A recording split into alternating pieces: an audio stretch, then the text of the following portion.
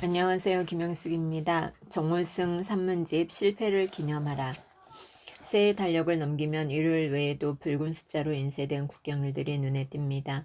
국경일이 아니더라도 날짜 밑에 각종 기념일 명칭을 인쇄해 놓았습니다. 우리 사회가 기념하지 않으면 안 되는 날들을 미리 고지해 놓은 것입니다. 이런 기념일은 국가나 사회의 삶에만 있는 게 아닙니다. 개인의 삶에도 존재합니다. 가장 대표적인 게 생일과 기일입니다. 생일 아침에 어머니가 끓여주시는 미역국 한 그릇에는 이 세상에 한 사람 인간으로 태어났다는 사실이 우주만큼 소중하다는 뜻이 담겨 있습니다. 마찬가지로 기일의 제사상에 올리는 쌀밥 한 그릇에는 하나의 우주가 사라졌다는 의미가 담겨 있습니다. 바쁜 일상 속에서 생일을 깜빡 잊어버려도 사랑하는 가족들이 잊지 않고 기념해줍니다. 생일 케이크에 촛불을 켜고 환한 미소로 축가도 불러주고 뜻깊은 생일 선물을 하기도 합니다. 돌잔치, 해갑잔치, 희수잔치 등도 명칭만 다를 뿐 다 인생이 어느 시점의 생일을 기념하는 것입니다. 만일 기념해주지 않는다면 그만큼 무관심하거나 사랑하지 않는다고 여깁니다. 그래서 요즘 젊은 연인들은 처음 만난 날뿐 아니라 만난 지 100일째 되는 날도 기념합니다. 세상을 떠난 가족의 기제사나 명절에 조상님께 드리는 제사도 결국 그들의 사랑을 잊지 않고 기념하는 것입니다. 가톨릭 신자들에겐 성인의 이름을 딴 영세명이 있습니다. 그 성인의 영명 축일이 되면 신자들은 서로 축하하는 마음을 나눕니다. 성인의 삶을 기리고 담고자 하는 열망이 그런 마음 속에 담겨 있습니다. 제 영세명은 상인이 되기보다 시인이 되기를 원했던 13세기 이탈리아 아시시의 성인 프란치스코입니다. 그분의 영명 축일은 10월 4일인데 그날만 되면 가까운 이들이 제게 축하 전화를 하거나 축하 문자를 보내줍니다.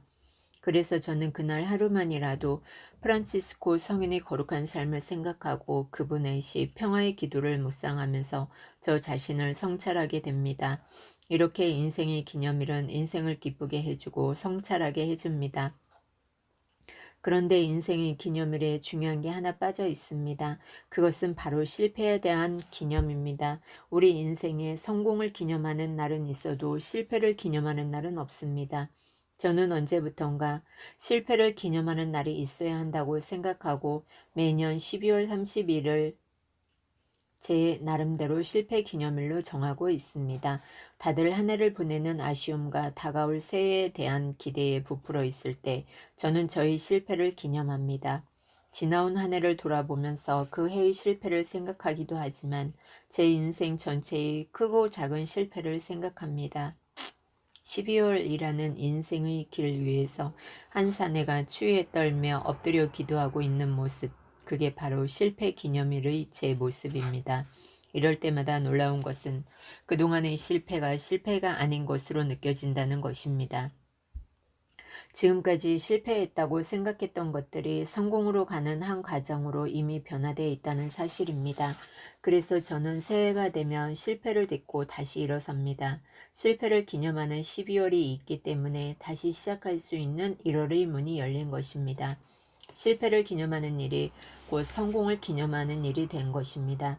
성공은 굳이 자기 자신이 간직할 필요가 없습니다. 그렇지만 실패는 철저하게 자기 자신이 기억하고 간직해야 합니다. 그러기 위해서는 실패를 기념하는 날이 있어야 합니다. 경영의 신으로 칭송받는 일본의 마쓰시타 고노스케는 한 번 넘어졌을 때 원인을 깨닫지 못하면 7번 넘어져도 마찬가지다. 가능하면 한 번만으로 원인을 깨달을 수 있는 사람이 되어야 한다고 말한 적이 있습니다.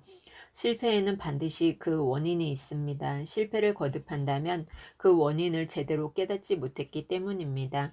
그것을 제대로 깨닫기 위해서는 실패를 기념할 줄 알아야 합니다. 실패를 긍정적으로 받아들이고 견디는 것만으로는 부족합니다. 실패를 기념한다는 것은 실패의 원인을 깨닫는 시간을 갖는다는 뜻이며 그런 시간을 통해서만 다음 단계로 나아갈 수 있다는 뜻입니다. 언젠가 산악인 어몽길 씨와 백두산을 함께 오른 적이 있습니다. 그는 동행한 장애 아이들에게 히말라야 고봉을 오를 때 찍은 영상을 보여주었는데 저도 그 영상을 통해 산악인으로서의 그의 삶에도 목숨을 건 도전과 실패가 있었다는 사실을 알게 되었습니다. 그는 1985년 첫 히말라야 원정에서부터 하산하다가 추락했습니다. 다행히 줄에 걸려 기적적으로 목숨을 구해 이듬해 다시 에베레스트에 도전했습니다. 그러나 7,500m 지점에서 셰르파가 크레예바스 틈으로 추락하는 바람에 시신도 찾지 못하고 산을 내려왔습니다. 그때 그는 셰르파가 결혼한 지 10개월밖에 안 되었으며 그의 아버지 역시 크레바스에서 추락사했다는 사실을 알게 돼 죽은 셰르파의 홀 어머니와 젊은 아내 앞에서 고개를 들 수가 없어 산을 떠나려고 결심했습니다. 그러나 눈 덮인 에베레스트가 끊임없이 떠올라 이대로 포기할 수 없다는 생각에 다시 도전에 나서 마침내 정상에 올랐습니다. 만일 그때 산을 떠났다면 그는 히말라야 8,000m급 연례봉을 완등하는 업적을 이루지 못했을 것입니다. 실패를 받아들일 수 없다는 그의 생각이 히말라야 고통보다 더 높았던 것입니다. 히말라야 고봉보다 더 높았던 것입니다. 그래서인지 산을 오르는 장면 하나하나를 보여주며 당시를 설명하는 그의 눈빛은 빛나고 목소리는 뜨거웠습니다. 저는 그때 그가 그 영상을 통해 끊임없이 자신의 실패를 기념하는 것이라고 생각했습니다. 성공과 승리로부터는 배울 게 없고 실패와 좌절에 의해서만 배우게 된다는 것을 증명하고 있다고 생각했습니다. 어몽길 씨야말로 늘 실패를 기념하는 사람이라고 생각했습니다. 기념하지 않은 실패는 실패가 아닙니다. 실패는 기념함으로써 비로소 성공의 싹을 틔웁니다. 인생이라는 학교에서는 성공보다 실패가 교사입니다. 저는 인생이라는 학교에서 실패라는 교사의 가르침을 잘 따르는 그런 학생이 되고 싶습니다. 저는 김영숙입니다. 감사합니다.